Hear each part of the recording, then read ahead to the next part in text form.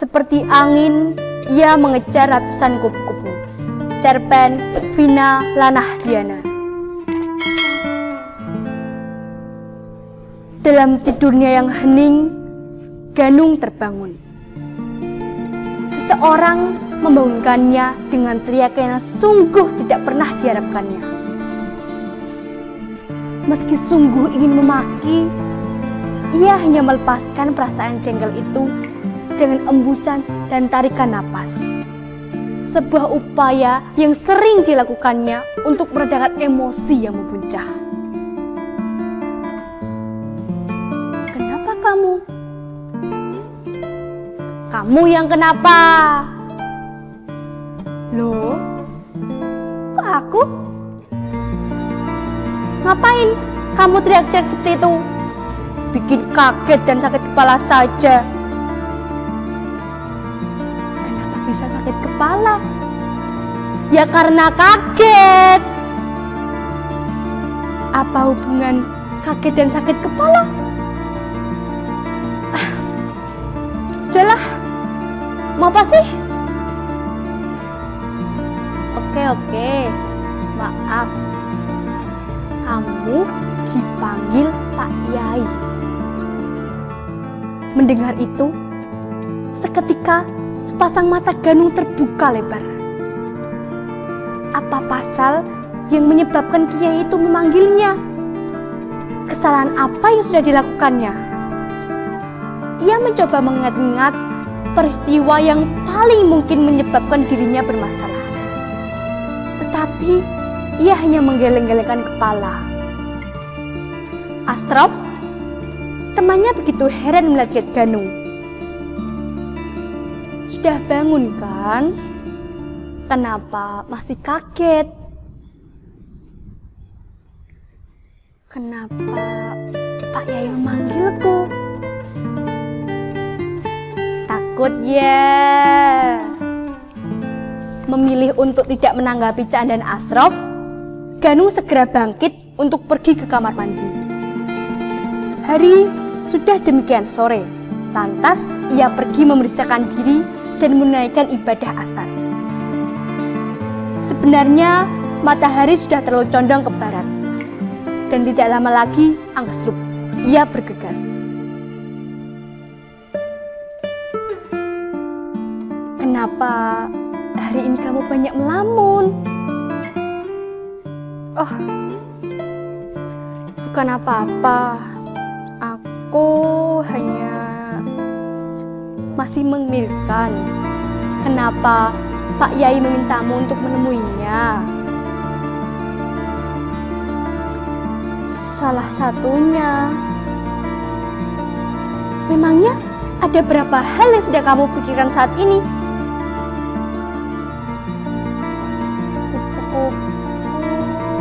Apa? Kamu terlalu banyak mengigau. Ada sesuatu yang harus dipecahkan. Teka-teki maksudmu? Entahlah, aku tidak tahu.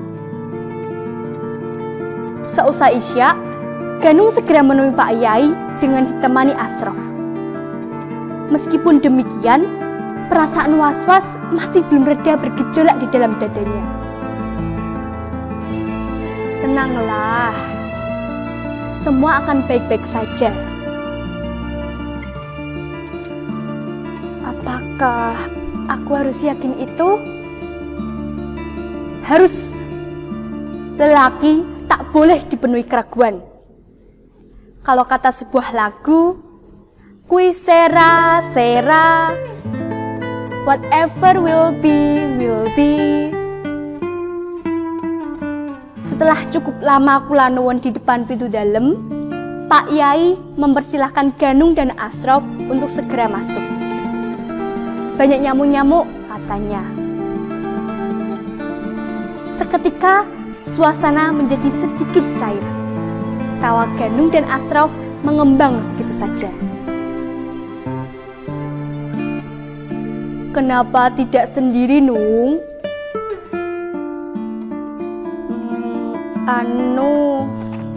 Anu Yai, Sudah, tidak perlu kamu katakan, saya sudah tahu.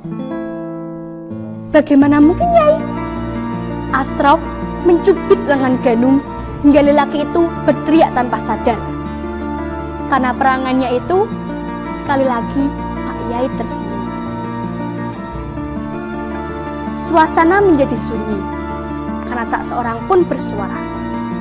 Ada jeda yang cukup panjang sebelum akhirnya Pak Yai menjelaskan maksudnya. Saya ingin meminta tolong padamu untuk mewujudkan sebuah misi. Apakah kamu sanggup? Bagaimana, Yai? Pergilah, lakukan perjalanan, dan kamu harus menemukan seseorang. Bagaimana saya bisa menemukan seseorang itu, Yai? Bagaimana ciri-cirinya? Siapa namanya? Kamu tidak perlu tahu, dan kamu tidak perlu merisaukannya. Tentu saja, jawaban gurunya itu tak cukup masuk akal. Jika ia diminta untuk mencari seseorang, tentu saja ia butuh ciri-ciri fisik, nama, atau setidaknya alamat yang jelas untuk benar-benar bisa menemukan yang dicarinya tersebut. Dan bagaimana pula Pak Yai memintanya untuk tidak risau? Ia benar-benar menjadi semakin risau. Pak Yai tentu tahu apa yang dipikirkan Ganung sekarang.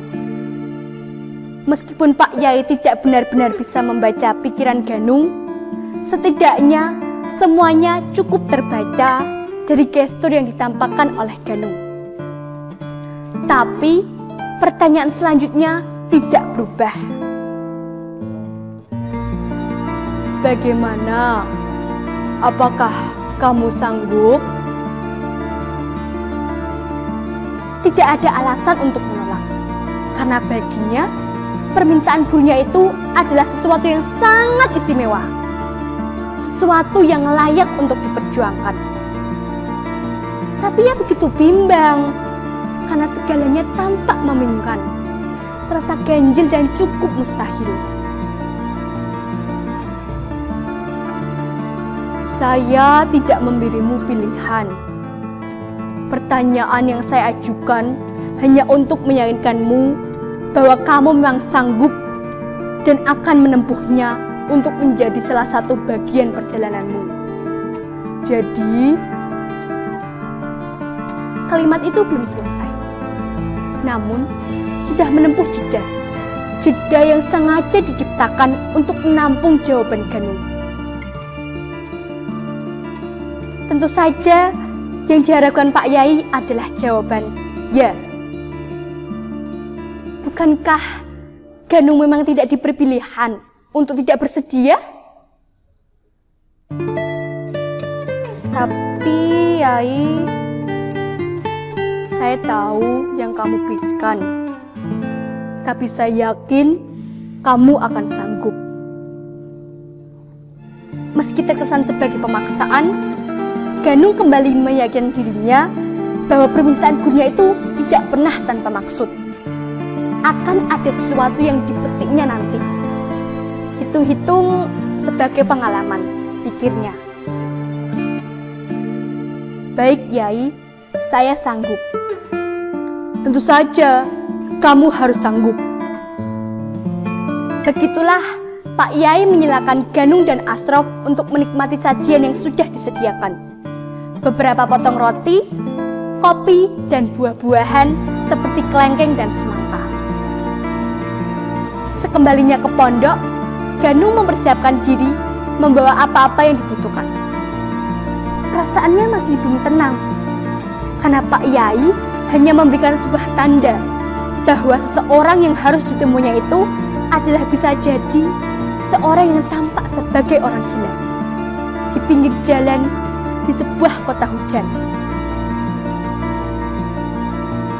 Kamu mungkin tidak mengenali lelaki itu, Tapi begitu kamu menemukannya, kamu akan tahu bahwa kamu sudah menemukan yang kamu cari. Begitulah nasihat gurunya itu. Perjalanan Ganung dan Ashraf bermula keesokan harinya. Yang ia ingat bahwa lelaki itu berada di kota hujan. Mereka menempuh perjalanan dengan naik bis. Setelah berhari-hari, tidak satu pun terjadi. Tidak ada seorang pun yang mereka temui mirip dengan ciri-ciri seorang yang mereka cari. Mereka hampir saja berputus asa dan hanya duduk-duduk di sebuah masjid setelah menjalankan ibadah zuhur. Siang demikian terik dan mereka sangat kehausan.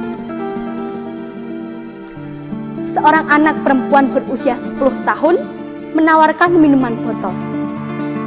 Tentu saja mereka tidak menolak tawaran itu. 2 yen, Nduk. Berapa harganya? Satunya 4.000. Ashraf menyerahkan lembaran 10.000 dan tidak meminta kembalian. Buat jajan katanya. Bocah perempuan itu tampak begitu senang. Tak lupa setelahnya, dari mulutnya terucap doa-doa. Semoga kakak berdua segera menemukan apa yang dicari, apa yang diharapkan. Doa itu tak terlalu banyak diberikan, karena tampak sebagai doa yang biasa-biasa saja. Tetapi selanjutnya, dalam lelah yang belum juga berakhir, sosok seorang lelaki melintas. Sekilas tampak tidak menarik. Tapi setelah sepasang mata Ganung dan laki-laki itu bertemu, segera membuat Ganung ingin lekas bangkit dan mengejar. Mau kemana? Kok buru-buru sekali sih? Masihlah ini loh. Keluhan Ashraf tidak dihiraukan oleh Ganung. Ia berlari dan berlari mengejar lelaki yang di matanya tampak begitu misterius. Meskipun ia telah berlari seperti angin, lelaki itu sudah tak terlihat sekali. Ganung begitu heran, karena sepertinya ia telah berlari dengan kecepatan yang tidak pernah disadarinya. Mungkin sudah seperti angin. Ganung tengah-ngah di sebuah pertigaan jalan. Ashraf masih tampak mengejar di belakang. Siapa sih? Tidak tahu. Jawaban yang sangat membingungkan bagi siapapun yang mendengarnya. Mereka kembali ingin menyerah dan pulang ke pondok saja. Biarlah, andai akhirnya Pak Yai pasti marah karena misi yang diberikan kepada mereka tidak membuahkan hasil. Tidak apa-apa. Tapi di tengah rasa putus asa itu, lelaki yang sebelumnya dikejar dan menghilang itu kembali. Dan masih sama, tampak begitu misterius. Pak, tunggu! Maaf jika saya mengganggu, tapi saya mendapat amanat dari Pak Yai saya untuk menemukan Anda. Ashraf terbengang-bengang mendengar Ganung mengatakan itu. Tapi ia menepis semuanya dan mengikuti skenario yang sedang terjadi. Sampaikan pada guru bahwa apa yang ia minta sudah saya berikan. Seketika kepala Ganung dipenuhi pertanyaan. Permintaan apa? Kenapa Pak Yai tidak bercerita? Belum lekas pikirannya itu melompat-lompat, laki itu sudah lenyap tanpa jejak. Dalam tidurnya yang hening, di dalam bis menuju pondok, Ganung bermimpi. Mengejar kupu-kupu begitu banyak, berjumlah ratusan. Dalam mimpi itu, seorang lelaki memberikan sebuah kitab kepada Ganung. Bilang Pak Yai, saya sudah memberi apa yang ia minta untukmu.